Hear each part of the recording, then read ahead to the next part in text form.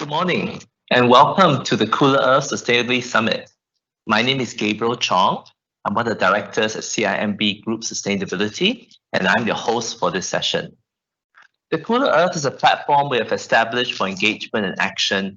Together with knowledge partners, Worldwide Fund for Nature, Impacto, and Think City, the summit is CIMB's mission to convene global citizens, experts, and important stakeholders for a series of engagement on environmental and social issues.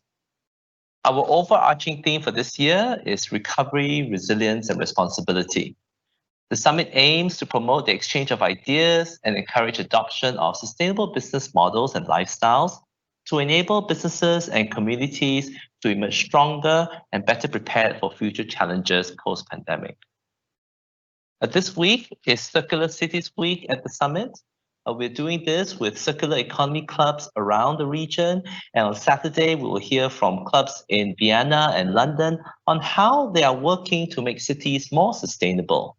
You can visit our website to see the full list of programs for the next few days. We're also working on CIMB October, which is an art exhibition in collaboration with 9 galleries in KL to safeguard and promote our arts and cultural heritage. Due to the ongoing CMCO, the exhibition is by appointment only and is extended until 15th of November. Do go to our website for a full listing of galleries. We are also doing our part to make the summit carbon neutral. We're committed to offsetting up to 5 times our own emissions from activities related to the summit. We encourage our participants to be part of this, and you can go onto our website and look at our offset partners and contribute up to a ton to offsets.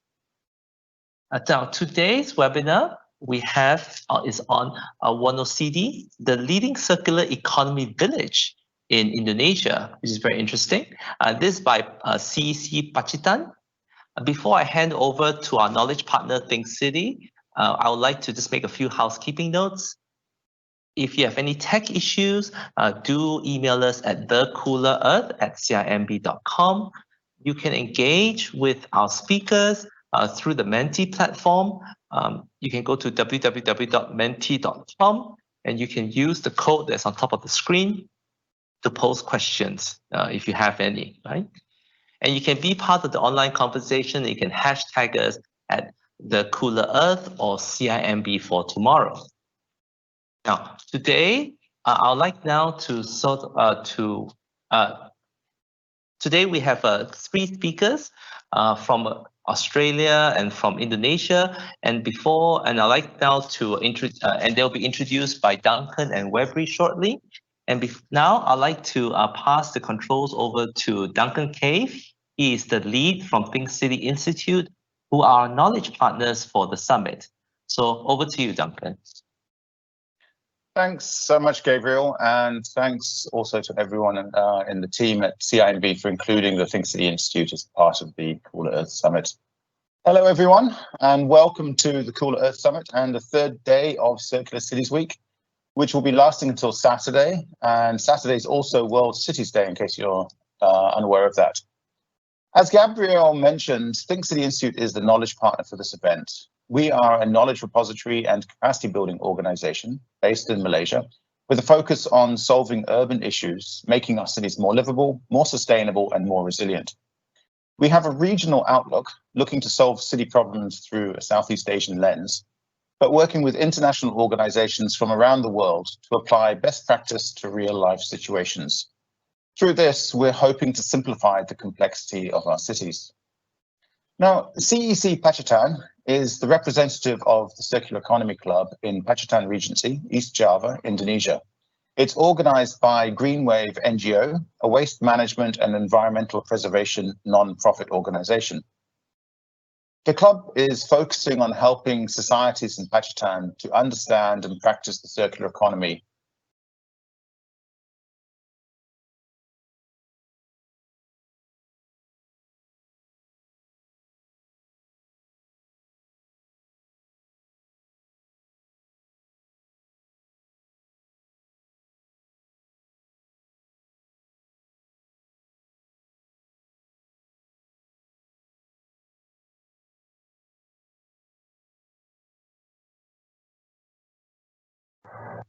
We've had difficulties this morning for Webby to connect, so I hope you'll all bear with us if we do have problems, but let's keep our fingers crossed. So Webby is the founder of Greenwave NGO, a waste management and environmental preservation nonprofit from Indonesia. She's keen to help communities to increase their environmental awareness with an economy that grows in harmony with the environment. Webby received an Australia award that enabled her to take a course called Tackling Marine Pollution Issues Through Recycling at Griffith University in 2019. From then, she has developed the Greenwave method, waste management system. In just 3 months, the method helped 64% of houses in Wonosidi village sort waste from their homes into 11 categories to be used as recycled material. Currently, her organization works together with the village government, a local environmental workers group called Mangala Wonosidi, social marketing at Griffith University, Australia Awards, and Women's Earth Alliance to make Wonosidi a leading circular economy village and achieve all 17 sustainable development goals. That's incredible. Through collaboration and co-creation, Webby hopes to make Wonosidi a prototype for implementing both her innovative waste management system and her environmental preservation system so that they can be emulated by other villages in Indonesia. Eventually, she hopes to translate these systems to cities and suburban communities across Indonesia too. So very inspiring, Webby. Good morning, Webby. Welcome to Circular Cities Week. I'll hand it over to you now.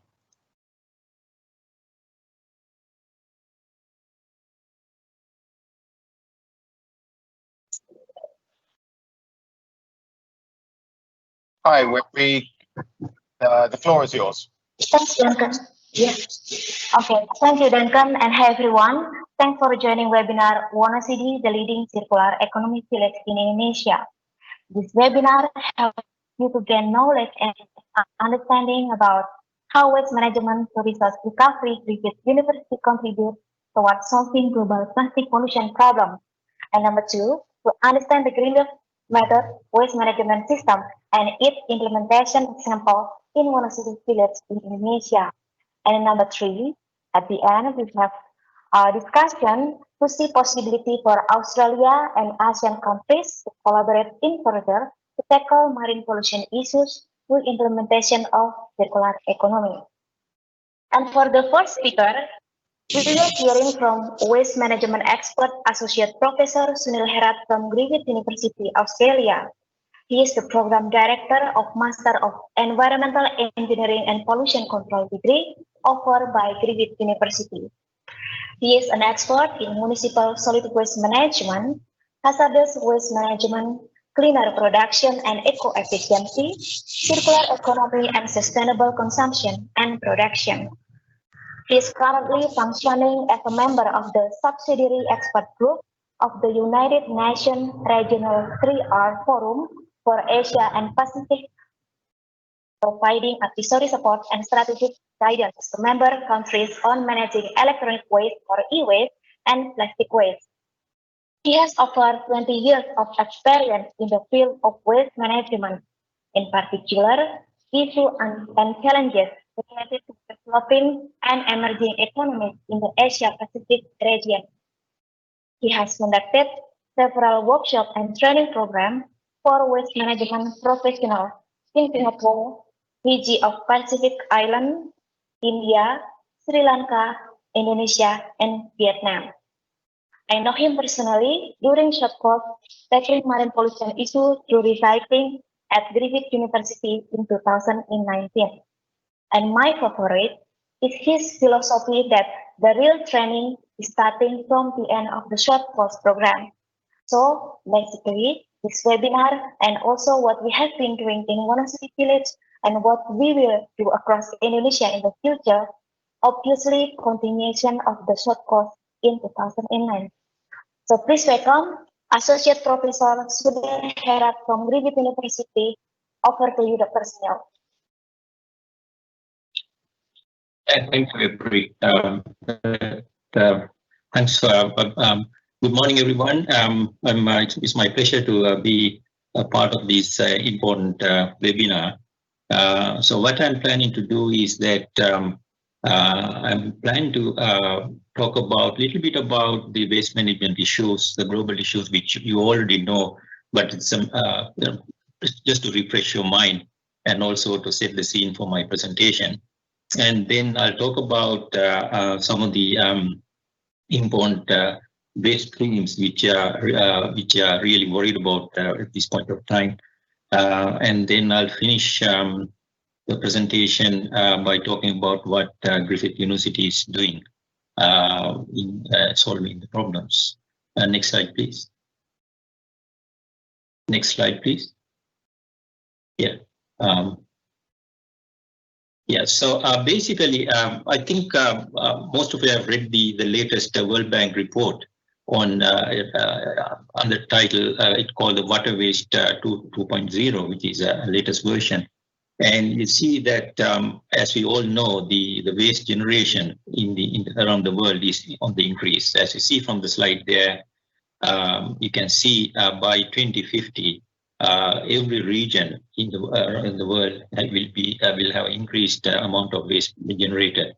And the particular note here is the East Asia Pacific region, according to that publication, is leading the world in generation of waste. So it's very important for this seminar.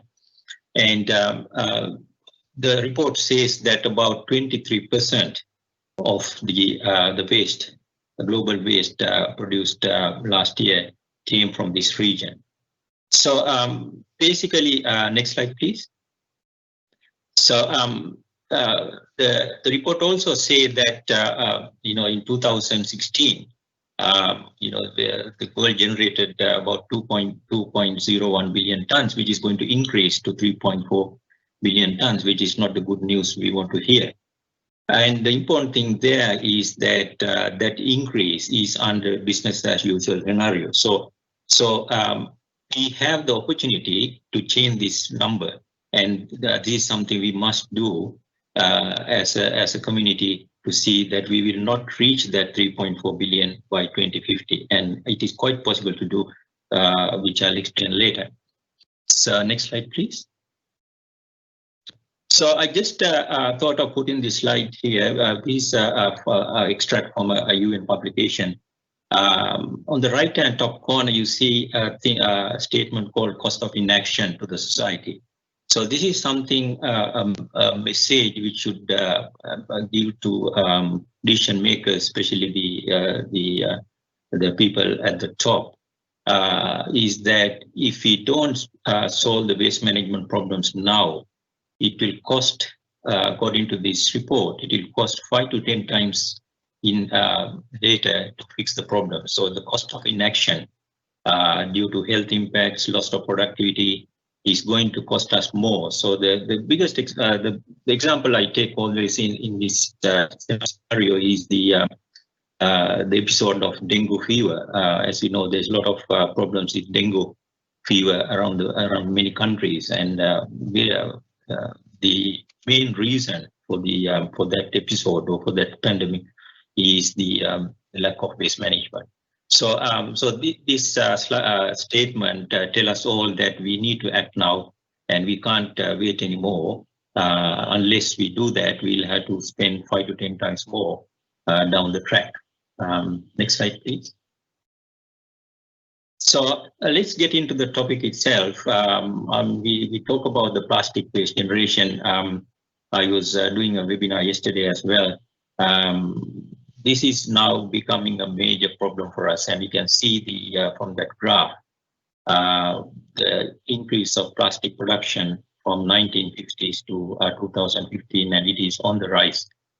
Mainly because it is, as you know, the plastics are very cheap to produce. There is a lot of usage around the world, so this is going to be a major waste stream for us in the coming years. Next slide, please. So if you ask me why we have to worry about the plastic waste, as we all know, there is a major issue with marine pollution, and according to WWF, their estimate is by 2050 there'll be more plastics than fish in the ocean.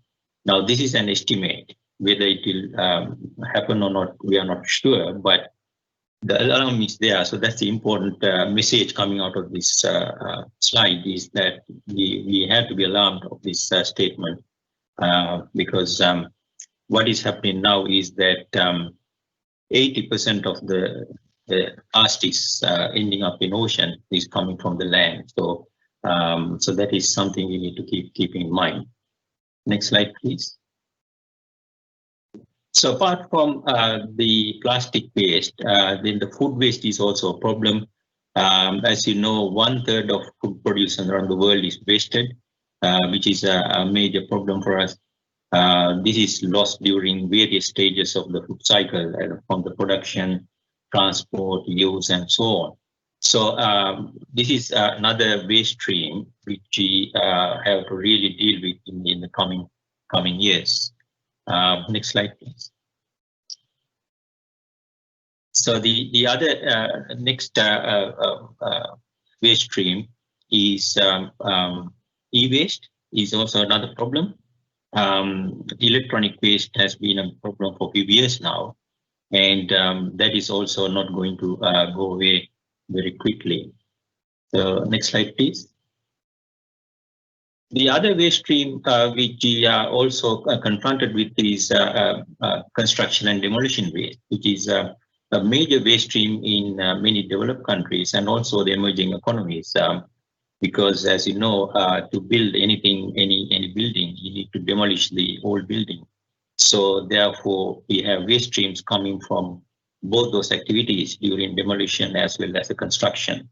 And this can take a major portion of the municipal solid waste stream, as we all know. Next slide, please. So you can see about from that slide, it's about 40% of the global solid waste generation oriented from this particular waste stream. So although it is not dangerous as the other waste streams, this can take up a lot of space in our land rights. So that is the problem we have in this waste stream. Next, please. So the other area is, of course, the disaster waste. And as we all know, disasters happen very regularly. It is on the increase as well. And once a disaster happens, and if we are not ready, we will have, for example, hundreds of years of waste in one day. So that's a drama that is going to be a big challenge for the operational people, operational staff to deal with the waste stream. So that's what I'm trying to do now is just highlighting some of these waste streams so that you know you're trying to refresh the problems we have at the moment. Next slide, please. So you can see from the example, Japan is a classic example. As you know, the 2011 tsunami resulted in 25 million tons of debris, which is enormous amount. As I said, you know, it will be many years of waste coming in one day. So so it is a problem, and it needs to be we have to be ready for it. And I guess many countries are not ready for this scenario. It's too late to think about it once the disaster has happened. Next slide, please. And I spoke about the e-waste, electronic waste, which is stuff work I have been doing for a long time now. And this is also a major problem because electronic waste, as you know, contains a lot of chemicals, toxic metals, and also it contains a lot of valuable metals. So the scenario here is that how to work out a system where we can recover the valuable metals, whereas we safely manage the nasty metals. Next slide, please. So moving forward, so all what I mentioned are the problems we are facing now, and we see the circular economy is regarded as one of the best way to move forward to overcome these issues, because in the past we tend to allow the waste to be produced and think about treatment and disposal, but we cannot do it anymore. We need to get we need to regard the waste as a resource and then try and get back into the system, and that is what the circular economy is all about. In other words, we need to move away from the linear economy to circular economy. Next slide, please. So as you see in the diagram, you can see the linear economy is not the preferred option. Now that is the method which has been the practice which has been for a long time. And the circular economy, which is we show in the right-hand side, is important concept which you need to implement in the coming years. So you can see the Ellen MacArthur Foundation is a pioneer in this area, and this slide was taken from their work. You can see what they are saying is that our materials can be divided into biological materials and technical materials. So the biological materials are the ones we consume. It's, for example, food, and the technical materials are the ones which we use, for example, mobile phones and so on. So the opportunity is there to circularize both these materials, which is important to do. Next slide, please. So the Sustainable Development Goals, as you all know, what we are talking about here is particularly the goal number 12, which is the responsible consumption and production. And this is the key driving force for us to implement all these concepts like circular economy and sustainable consumption. The interesting thing here is that one needs to look at, although goal 12 relates directly to waste management issues, most of the other goals, most of it has cross-cutting issues related to waste. For example, if you look at number 14, which is the life below water, we already spoke about the plastic issue causing the marine pollution and so on. So in that regard, the waste management, solving the waste management issue, we can safely say that it not only contributes to goal 12, but it also contributes to many other SDGs as well. Next slide, please. So this is that goal 12, which I was talking about, basically relates to sustainable consumption and production patterns. In other words, basically what it says is that we cannot be a business as usual scenario. We need to change our consumption and production patterns if we have to move forward. Next, please. So the Griffith's involvement in this space is we have a variety of involvements. One of the most important involvement we had in the last few years is the connection with the United Nations Regional TRIA Forum. This particular forum is, I think some of you will know, is a very high-level forum involving the government heads in the region.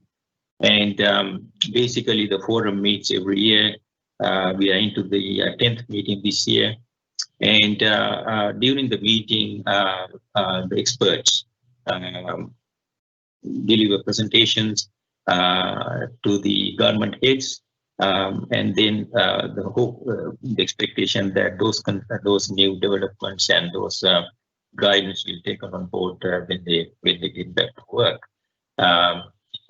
So in that forum, we have a lot of public, private sector involvement, NGOs, so not only government sector. It's a forum involving a lot of stakeholders. So this is one of the key involvements we have from our side. Next slide, please. And I think all of us need to look at this, the publication, which is what we call the State of the 3 Rs in Asia and the Pacific, published by this forum, which talks about what countries in the region, the Asia Pacific region, is doing in regard to things like circular economy and so on. So the progress made and what needs to be done and so on is, if you want to read that, that's an excellent publication for you. Next slide, please. So the apart from this, as Vibri mentioned, we also have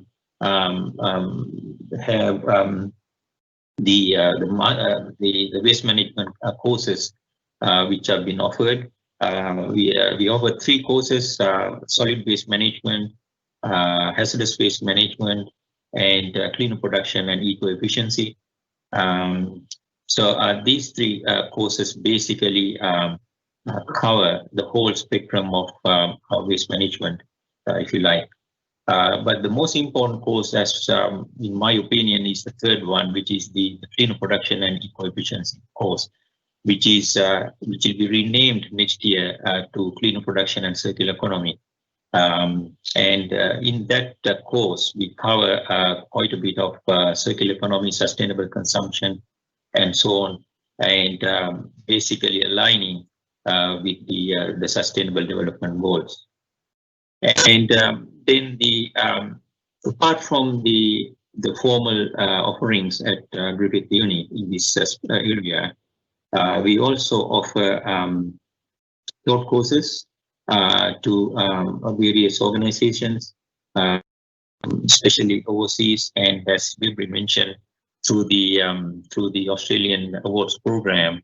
I have conducted programs for Vietnam Ministry of Environment officials there, and also to Indonesian officials last year.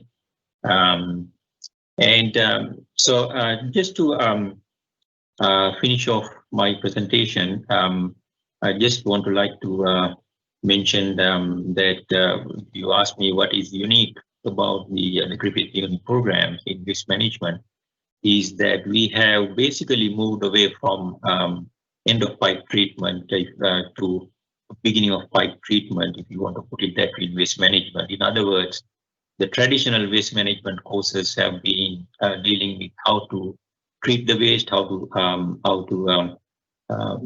basically talking about the technologies of just managing the waste.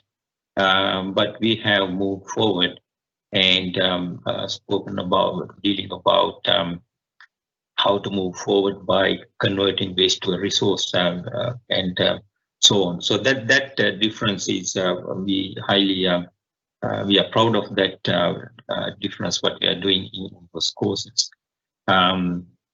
So that's pretty much from me, and then I will now hand back to Vibri. Go ahead, Webby. Okay, so thank you very much, Dr. Sunil. It was very useful. And now we are going to, in my presentation,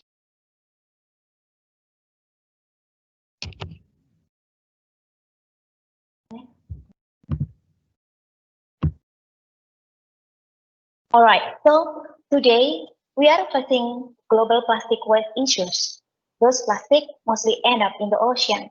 It forms a giant plastic soup that travels around the world. It's killing marine life. Seafood deliver poison into our plate. Our children are in danger. We need to stop this global catastrophe as soon as possible. And that's the effect of linear economy that we are using right now. In the linear economy, we take materials from natural resources, we create product, we source the remaining consumption, and let the waste to polluting the earth. We need a new economic system that enables us to eliminate waste through optimizing the usage of waste by reduce it, repair it, or recycle it. In short, we need to put the waste in the cycle. And that's how circular economy works. By implementation of circular economy, the world will become less waste, cleaner, and sustainable. Next slide, please. 2019 was a great momentum. I was selected to become one of 25 awardees to participate short course tackling marine pollution issues through recycling at Griffith University. It was not the prestige that made me happy, but I found that it was my accelerating point. After 3 years of doing random learning to tackle verifying waste problem in my society.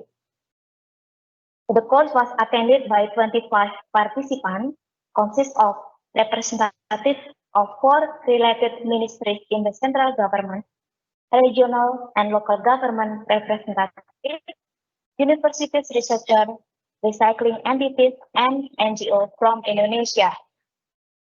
During the workshop, we examined marine pollution in Indonesia and Australia in terms of scale of the problem, policy setting, commercial activities, and community response to awareness raising campaign. Our activities were classes and several site visits to Indonesian and Australian recycling company, to Australian Environmental Agency, to Australian Environment NGOs, to Australian landfill doing this cleanup, networking with Indonesia and Australia waste management stakeholders, and also 3 months of home country project in Indonesia. The next slide, please. In the beginning, I was not intended to create the green waste method.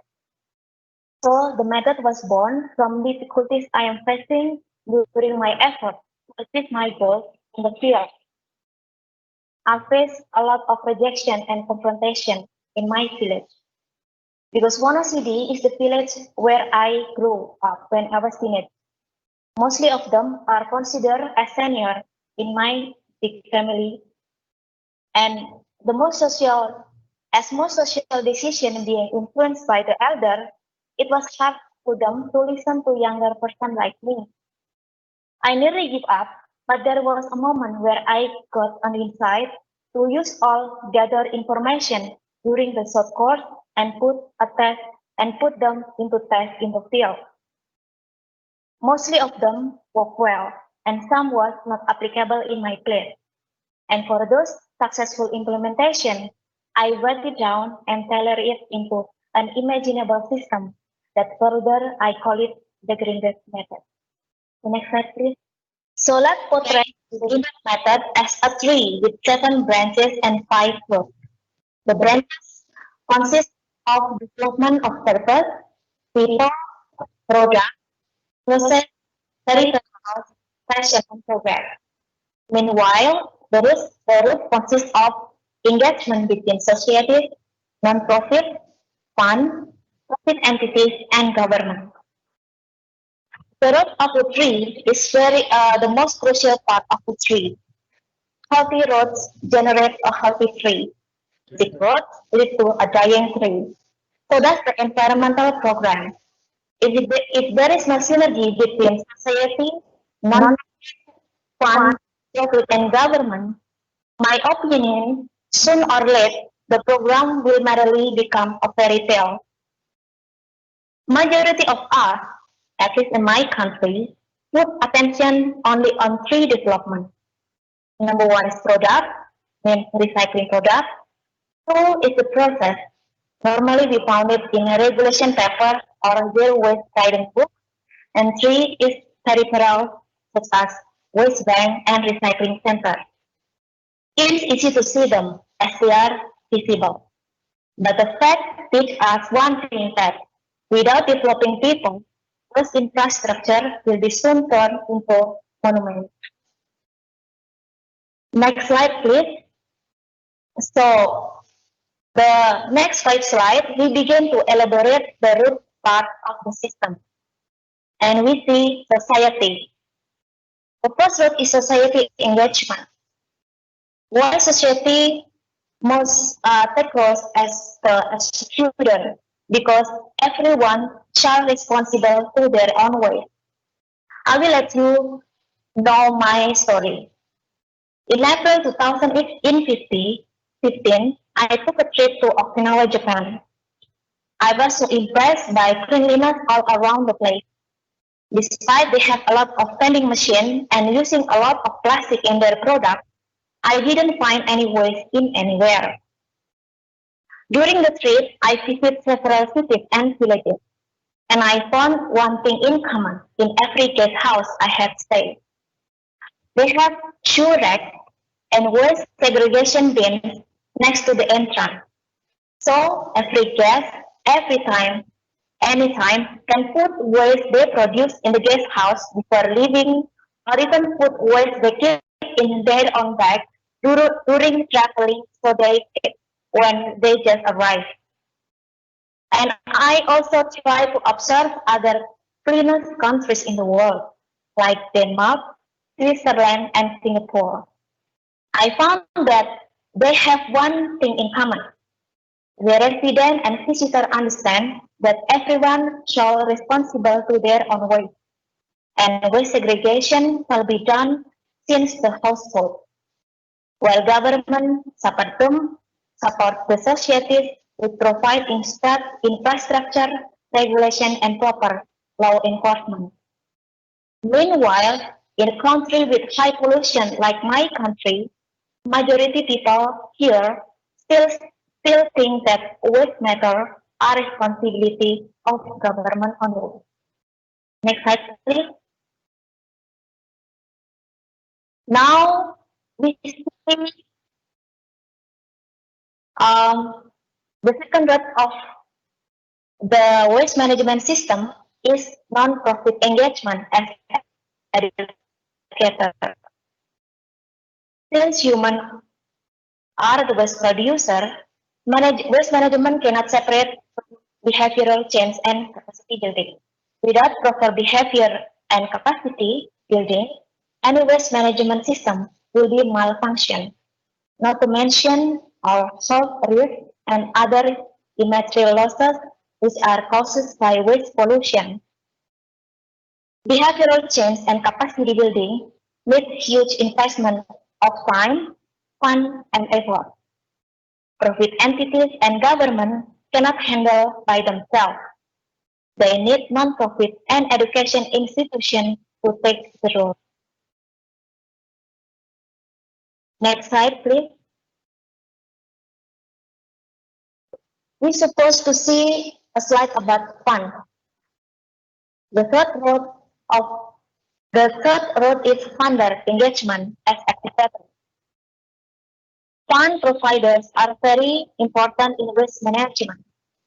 Almost all waste management activities, including capacity building, infrastructure, development and recycling operational are require funding.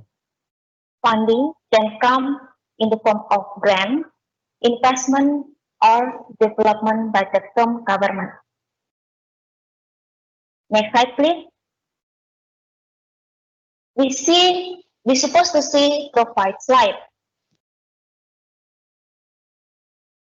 The profile entity engagement act as the motor of the system. To make waste management sustainable and accelerated, recycling business play very important role. It provides solutions to handle existing waste in society. It can cut off waste management costs so that government can allocate it to other important development. Societies may also benefit by recycling business, as it also provides economic transaction and adds more employment in recycling activities. Next slide, please. Next slide, we supposed to see government as regulator. Government play very important role to regulate circular economy implementation in certain territories. They provide regulation, infrastructure, and law enforcement to ensure every stakeholder play their role properly. Next slide, please. We're supposed to see the purpose slide. In this next 7 slide, we begin to elaborate the development part of the system. The first branch is purpose development. Mutual purpose is very important to align all stakeholders to move within one direction. Any stakeholder can initiate the mutual purpose making. It can be done by focus group discussion or one-on-one approach. And in my case, I use one-on-one approach. Next slide, please. In the next slide, we're supposed to see people slide. It means the second branch is people development. Human is the root of waste problem. Non-human waste will dissolve in time faster and remain no any problem. Meanwhile, organic waste like plastic and other toxic substances can remain a solo problem for centuries. NGO and education entities are the right one to handle this by doing environmental awareness development and people development. Next slide, please. In the next slide, we're supposed to see product slide. The next branch, product development. Product development is very important to ensure that all waste gets recycled into good quality product. It's done by profit entities by designing and developing organic, soft plastic, hard plastic, paper, textile, rubber, metal, glass, construction, non-toxic liquid, and gases recycled products. Next slide, please. In the next slide, we're supposed to see the next branch of process development. Certain process for certain territories is very important to ensure proper achievement or attainment of waste management target in certain area. Different area may need different process among each other because of different typographies, different social culture, different economic states, and other development aspects. The process shall be developed mutually by societies and government in the certain territory and to be reliant on regulation. The process at least shall cover waste segregation from household, 3R or reduce, reuse, and recycle, prohibition, and consequences. Next slide, please. In the next slide, we're supposed to see peripheral development. Infrastructure is required to create proper waste stream for effective and efficient waste management process. The infrastructure can be provided by mutual contribution of society, non-profit, profit entities, and government all together. The infrastructure will be in the form of personal, household, communal, and recycling center equipment. Next slide, please. In the next slide, we're supposed to see passion slide or passion development branch. Passion in anything shall be maintained continuously because motivation are fluctuate unless it has already become a belief. Without passion, waste management system will easily get broken due to some issues. It can be social, economy, health, or maybe even political issues. The passion shall be developed by all stakeholders by keep doing communication to ensure the delivery of stakeholders' expectation, co-creation, and proper engagement. Next slide, please. In the next slide, we're supposed to see progress slide or progress development branch. This development is very important to ensure all the processes are attainable, sustainable, and dynamic. All stakeholders shall develop the progress of waste management in their responsibility area and by plan the progress, record it, and improve all activities, monitor it, and evaluate it. Next slide, please. In the next slide, we're supposed to see a question about how is the implementation of green-based method. Currently, I've been performing project entitled Wonosidi, the leading circular economic village. The aim of the project is really test the green-based method to help Wonosidi village to achieve zero to landfill and help Wonosidi become education tourism village with the theme of circular economy by January 2021. The project itself is a continuation project of my past home country project during my short course entitled my short course Tackling Marine Pollution Issues Through Recycling in 2019, entitled Waste Sorting from Households in Wonosidi Village of Pacitan. I am in purpose to develop a masterpiece of circular economy in a village scale with the hope to make it effective and feasible to be replicated by other villages in rural, suburb, and cities areas of Indonesia. Next slide, please. In the next slide, we're supposed to see Indonesian map. So here I'm giving you a glimpse information about Wonosidi. Wonosidi is a rural village, one among 171 combination of rural and suburb villages in Pacitan region. It occupied by almost 2,000 families and 40 kilometers away from the municipal landfill. There is no waste transportation service from government, and meanwhile, waste transportation truck of Pacitan government save around only 25 villages of those 171 villages across Pacitan region. So how does village handle their waste? Normally, they dealing with the waste by burning, illegal landfilling, and dumping waste in open space or into water bodies because they don't have any other better option.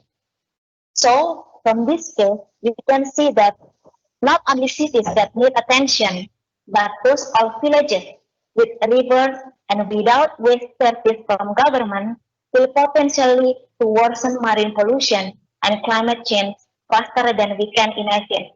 And that is why I strive to help all villages in Indonesia to implement circular economy. Next slide, please. In the next slide, we're supposed to see the green wave tree of Wonosidi village in September 2019 when I start to approach them for my home country project. I mark the availability status in colors. Red colors mean not available. Yellow means need improvement. Green means available or proper. So that moment, no any waste management development and only two group of stakeholders that was available.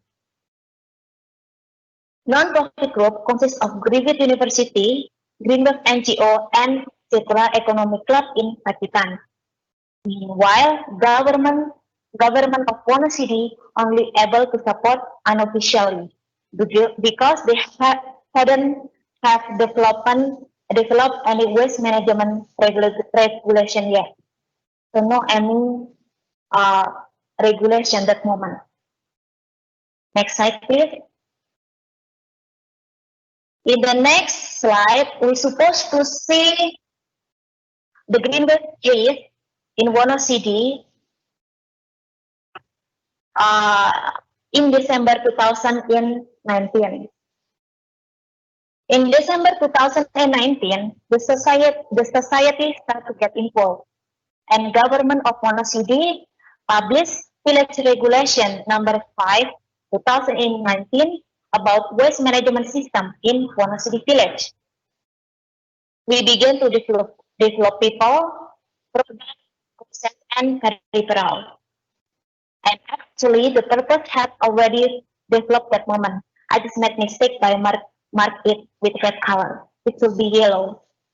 So that moment, we couldn't do any further because we hadn't have any funding yet. Next slide, please. In the next slide, we're supposed to see the greenberg tree of Wonosidi village this month, October 2020. Everything is available, but we need to do more development in people and product and also to gain more involvement of society members and also investment. We will elaborate this one by one in the next 12 slides. Oh yeah, if you want to get this green waste canvas like this and to make exercise to make your own green waste tree for your area, you can send me email, the email address provided in the end of this presentation. So you send me an email and I will send you this template, the green waste tree or the green waste canvas. The next slide, please. So in this slide, we're supposed to see a society as executor. So our goals in Wonosidi are to help 100% of houses in Wonosidi to install waste sorting bags. From the grant we have received, we provide all bags they need, deliver it in this 3 months, from October, November, and December. And we are targeting all waste sorting bags have been installed in 100%, means all houses in Wonosidi by 20 December 2020, and targeting 60% of houses segregate waste from home into 11 categories by September 2021. So you may see that this waste segregation bag is not fancy, but this is the tools that we can afford this moment for the village. Maybe in the city, you need to have better equipment. Next slide, please. In the next slide, we're supposed to see non-profit or educator. So non-profit in Wonosidi, we have Circular Economic Club as global NGO and Greenwood NGO as the national one. Meanwhile, Greenwood University as global education institution, and we expect Indonesian university to collaborate with us in the next near future. So if one of you of audience come from Indonesian university, please text us if you want to get involved in this project, and we will very appreciate. Next slide, please. In the next slide, we're supposed to see fund or activator. This project received grant from Australian government or DFAT that we propose to alumni grant scheme. But please keep in mind that this project is not project of Australian government, but a kind of support from them to Australian alumni through a competition. This project also received grant from Women's Earth Alliance, as I have been considered as one among 27 female environmental leaders in Women's Earth Alliance Indonesia Graduate Accelerator in 2020. And then just in 15 October 2020, just few days ago, the region of Pacitan received the project. And the same day, the government of Pacitan unofficially reward Wonosidi village with TPS 3R building construction. TPS 3R is communal waste management building which implement reduce, reuse, recycle approach. So the construction will be built around 2021 or 2022. And if it's possible, we will officially announce Wonosidi as the Circular Economic Village in January 2021. And also, we expect investment for Manggala Wonosidi in 2021. Next slide, please. In the next slide, we're supposed to see profit as the motor. In January 2020, Government of Wonosidi Village and Greenwood NGO certified an environmental worker group called Manggala Wonosidi. Manggala Wonosidi has been being incubated to become an environmental-based corporation entity in 2021. It will not only handle recycling, but also develop several strategic business units to handle organic farming, clean energy, public housing, and other eco-friendly business. In other words, Manggala Wonosidi will take roles as profitable entity and center of excellence in the same time to support circular economy and total SDGs implementation in Wonosidi village. Next slide, please. In the next slide, we're supposed to see government as the regulator. Recently, government that involved in project is not only government of Wonosidi village, but also government of Pacitan Regency. In the day they visit us in this month, they show interest to implement the same waste management system in the other 170 villages in Pacitan Regency. Hopefully, we can do it in 2021 up to 2023. The next slide, please. In the next slide, we're supposed to see the purpose. In the purpose branch in Wonosidi, the mutual purpose had arrived in the ratifying paper signed by the head of Wonosidi in January 2020. There's three purposes. They are to create society which is excellent and possessing high environmental awareness in Wonosidi village, to create healthy, beautiful, productive, and sustainable environment in Wonosidi village, and number three, to create economic growth which is harmony with environmental preservation in Wonosidi village. The next slide, please. In the next slide, we're supposed to see people development. So basically, Manggala Wonosidi is a social enterprise, but they also have 185 members representatives, which is come from all neighborhoods. And for your information, Wonosidi has 37 neighborhoods. So 185 members of Manggala Wonosidi come from 5 representatives for each neighborhood. The 5 representatives in each neighborhood has role to spread awareness about sustainable lifestyle, neighborhood, landscape, ecopreneurship, and environmental inspiration in their area to support implementation of 70 activities.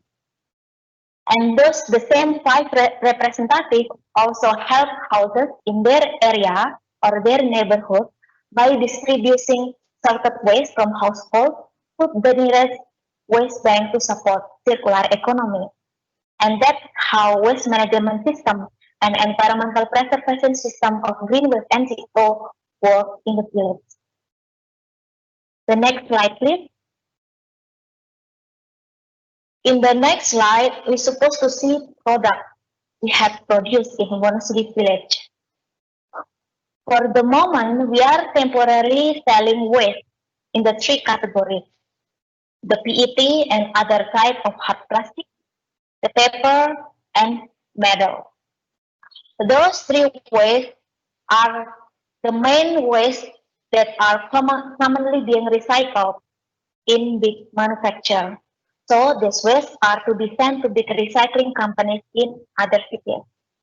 And currently, to support 100% circular economy in our village, we currently try to recycle waste which has no economic value as we can. Number 1 is organic, to become compost fertilizer, and then we try to recycle coconut shell into accessories, and then soft plastic wrapper in small capacity to become bags and purses, and then soft plastic in medium capacity and large as a cooking fuel, and use cooking oil into biodiesel and laundry soap, and sterilized cover of single-use nappies or diapers as a filler for cat bed or other similar handcraft. And we also have recycling plan in the future for glass, rubber, and biogas. Next slide, please. And in the next slide, we're supposed to see the process. There is picture of our regulation in Wonosidi village. Village regulation number 5, 2019 about waste management system in Wonosidi village. And in that regulation consists of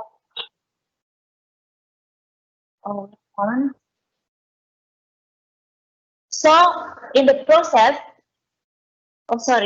so we're supposed to see process slide with this content picture of the village regulation number 5, 2019 about waste management system, and then waste management flow that written on the regulation consists of waste prevention, and then waste sorting, waste collection, waste recycling, and then electronic waste, hazardous and residual treatment, liquid waste management, gaseous waste management, prohibition, and penalty. And then next slide, please. In the next slide, we're supposed to see peripherals development branch. It consists of personal and personal in the form of zero waste personal kit and portable waste bag to be carried in our bag. And then in household, we can see picture of man with bag near him, next to him. It is example of waste sorting bag in every houses. And then for communal, Wonosidi village has 7 waste bank.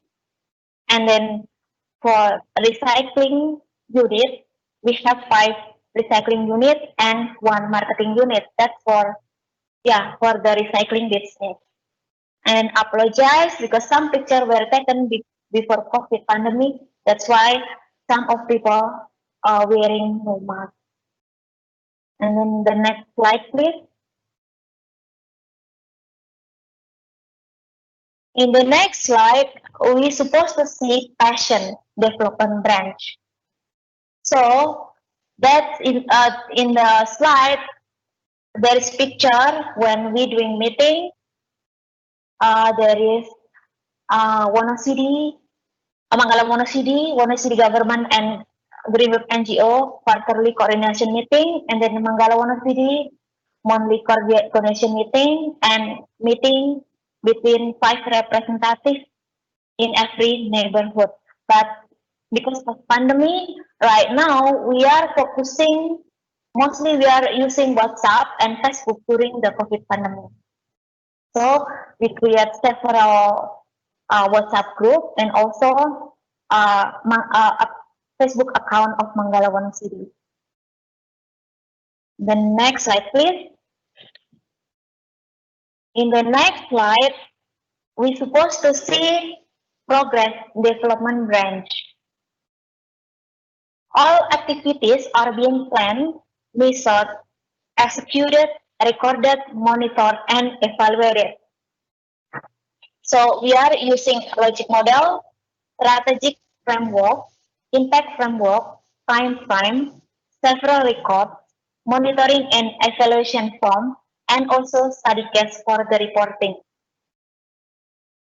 And then the next slide, please. In the next slide, we're supposed to see a table about waste collection in Wonosidi for October 2020. So far, because of pandemic, we cannot do many things for the collection. So the number is not big because we are limited to move from across the village. So for the moment, some of waste remain in the household because they are in small number. And then for soft plastic, hard plastic, paper, and metal, waste banks start to pick it up because the number is uh, relatively huge. Some of them already sold to some people who, like buyer come to the waste bank, and then some of them proceed in the waste bank. Next slide, please. So that's that's all updates from our project so far, and the project is still going on. And if you want to know more about the future, please keep in touch through our website, and that's our email, and that's my WhatsApp number, so we can uh, get in touch. And I am trying to see. Oh, okay. So I can see my slide. Luckily, because in my place is in rural place, so sometimes internet get in trouble. And now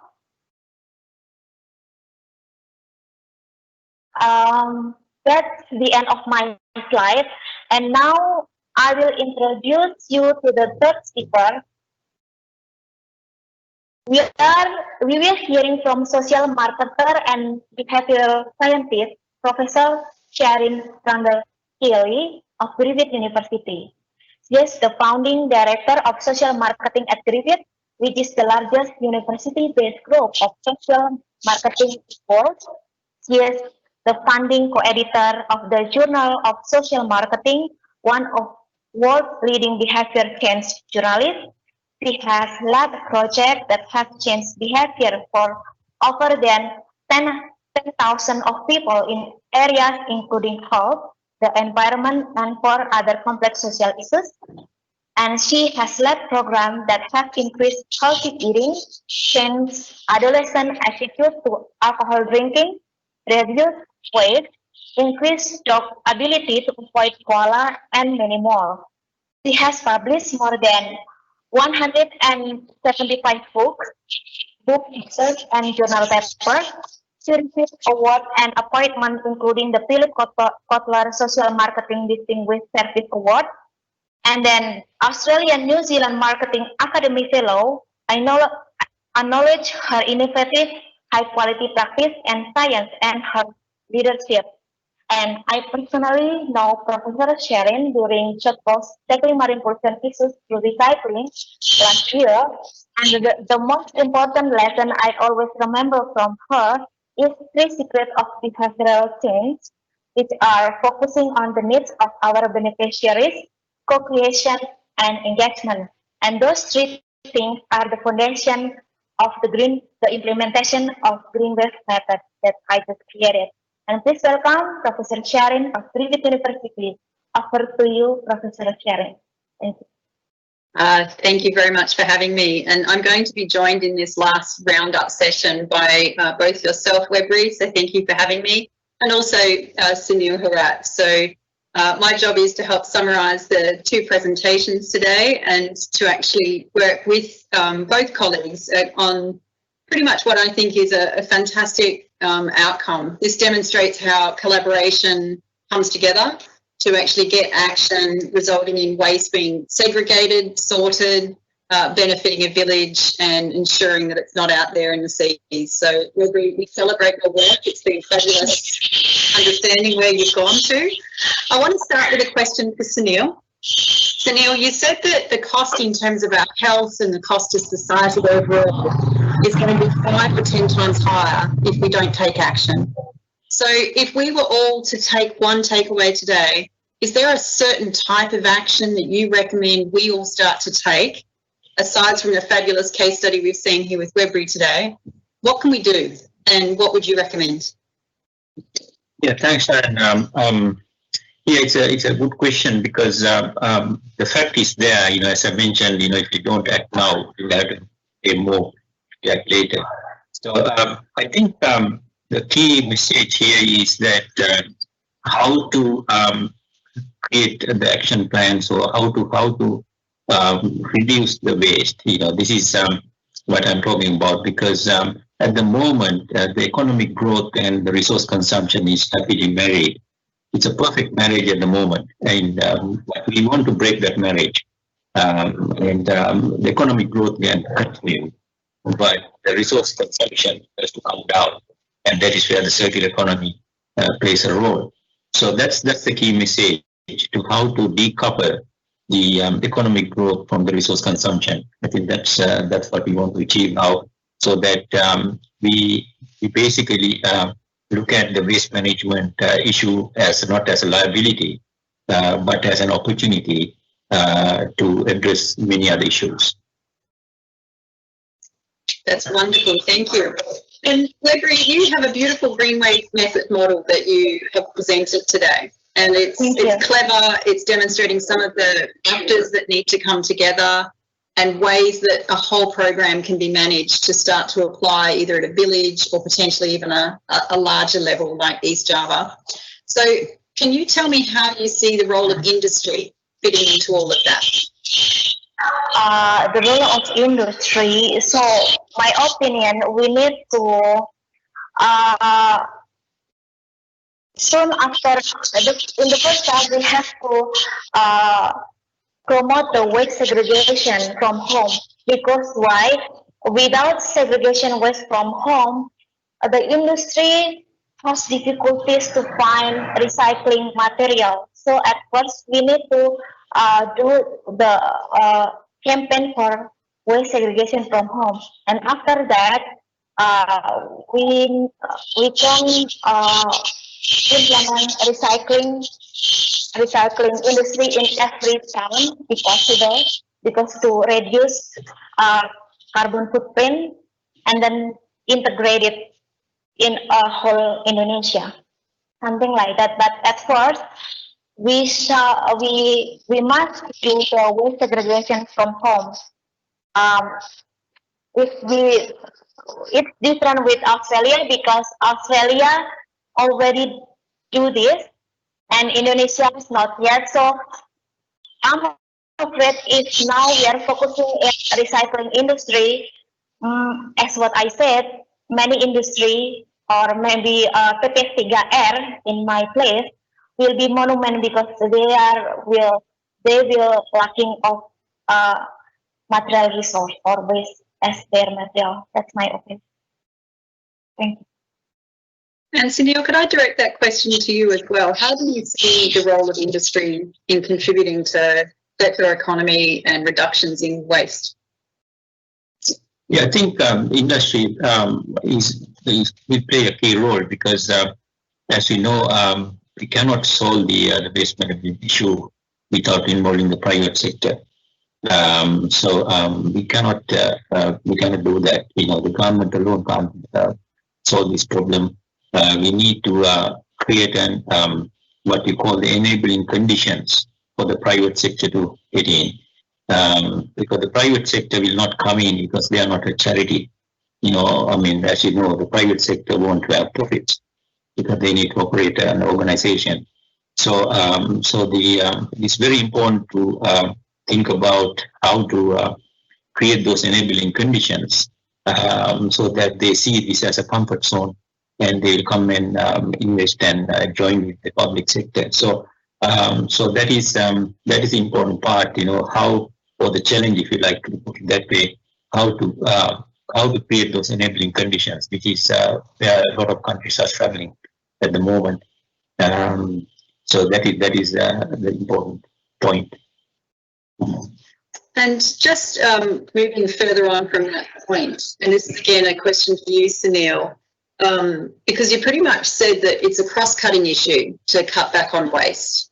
And my question is, are you aware of some almost exemplar private and public partnerships that have got great outcomes in terms of waste reduction? There is many public-private partnerships at the moment. In the forum I mentioned, my presentation, the United Nations Forum, we have a sideline event during that forum every year, which is the partnership for increasing the ecosystem in the municipalities to solve their waste management issues. So it's very difficult to pinpoint one, but there is a lot of examples from every country you can think of where they have developed the public-private partnerships. Even in Australia, for example, our waste management system here is run by a public-private partnership. So it's happening everywhere. So it is very difficult to pinpoint one example. But I think the important message here is that if you look at developing countries, we need to develop these partnerships so that it will benefit the community as well. Because we don't want to see that as a profit-making venture only. So this is where when you think about managing the process, we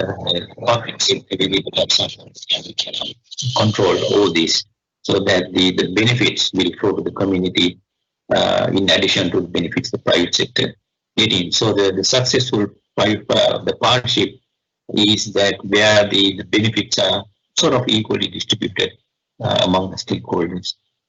Yeah. Thank you, Sunil. I've got one final question to direct to Webri.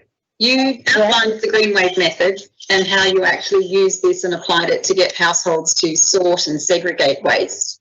Could you apply that method to actually reduce demand for plastic or other waste forms in the first place? And how would you do that? Yes, I think I can use the method to reduce the plastic waste, and that's what we are doing right now. So as what we see in the table, in the second last slide of my presentation, you see that the biggest amount of waste are plastic. So number one is soft plastic instead, and then the second largest is the hard plastic. So I think it's very useful. The method is very useful for plastic pollution. That's fantastic. So today you've heard from both Sunil and Webri, and Sunil reminds us that we need to start taking action. Waste is increasing, not decreasing. The targets that have been set are incredibly high, and more action is needed now to move forward. You then heard from Webri, who talked about her own story, and it's a personal journey, one of resistance, people not wanting to make change, and her gradual understanding of how maybe she could actually serve as an actor to actually help come together, build capacity in the community, and start to actually see the change and the outcomes that she wanted to see. And to achieve 64% of households, Webri, is an enormous success. That is amazing. It's such a great success story. And I think we need to hear more of these and understand how partnerships can form and come together to drive change. But my work is behaviour change. And one of the things that we do is try and understand how we can actually swap people's behaviours in the first place. And whilst we've talked a lot here about waste management and potentially how to deal with it as it comes out, I still think there's more we can now do, working with industry, but then also working with consumers themselves to start to drive the change we need to see. So as Sunil reminded us, this is a cross-sector, cross-cutting level of action actually needed. Each and every one of us should no longer accept buying something once, using it and discarding it. It's not good enough. We should know better, and we should already be trying personally to avoid actually going for that in the very first place. I myself, when I started to work with the delegation in Indonesia and with Sunil, was challenged to see if we could do this ourselves as a household. And we today have very little waste coming out of our house. I wish I could report to you that it was zero, but I have really struggled with COVID. It made it harder. We were making wonderful progress. We'd found places that would let us take a container, they would pack the food into it for us, and we could bring it home and keep reusing our containers. And then COVID came along and stopped that altogether. So I'm here to tell you it's not easy, but it's not impossible. And that's just personal level change. But what if we then, across the buying, the actions that we take inside our organisations, also started to call for that change? We don't want it if it's packaged in something that's one only use. We don't want it if it actually evaporates quickly. So all of these manufactured products that no longer last as long as they used to, is that really good enough? So can we actually serve individually to start to help to drive the change that we see? Because if we don't buy it off the shelf in the first place, industry will start to act faster and move quicker because we actually demand it of them. And government always has a role to play. It too has procurement processes and it too can be driving change just by what it chooses to buy, support or not. Because if we don't, Sunil reminds us, it's going to cost 5 or 10 times more to do it later. So I hope that today's discussion has inspired you, maybe helped to challenge you or show you different ways that you can start to move forward and work to achieve the change that we want to see. On behalf of myself, thank you for having me here today. And Sunil and Webri, thank you so much for fantastic presentations. It's been a pleasure. Thank you.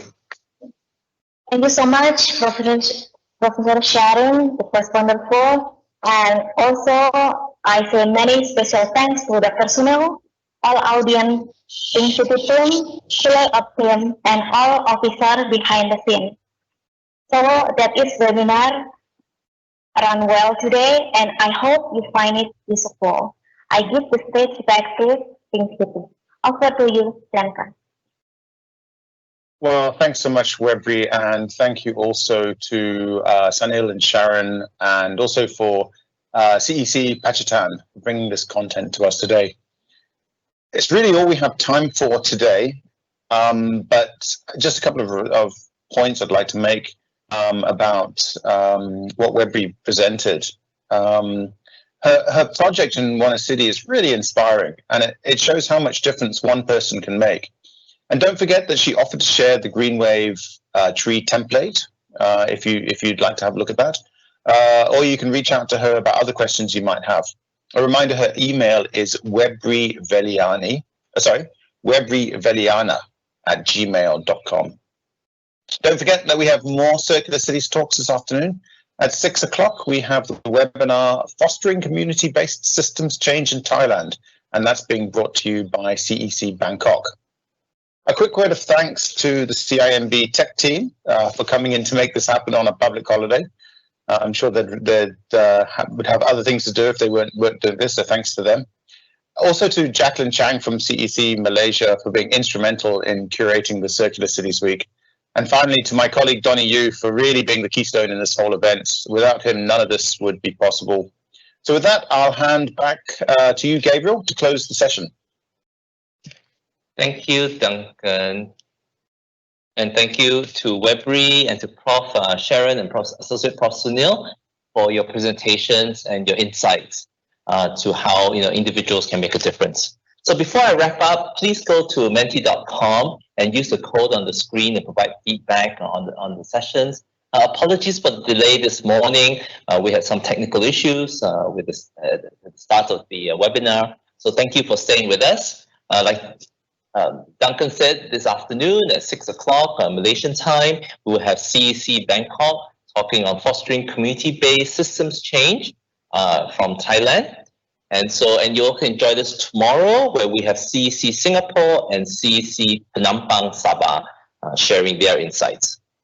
So before I end, I'd just like to thank our knowledge partners, Think City, Impacto, and WWF, as well as our tech partners, Laska Sonas Productions, for making this summit possible. We also like to thank our event partners and also our supporting partners throughout this 8 weeks. So thank you from me, and also thank you from tomorrow.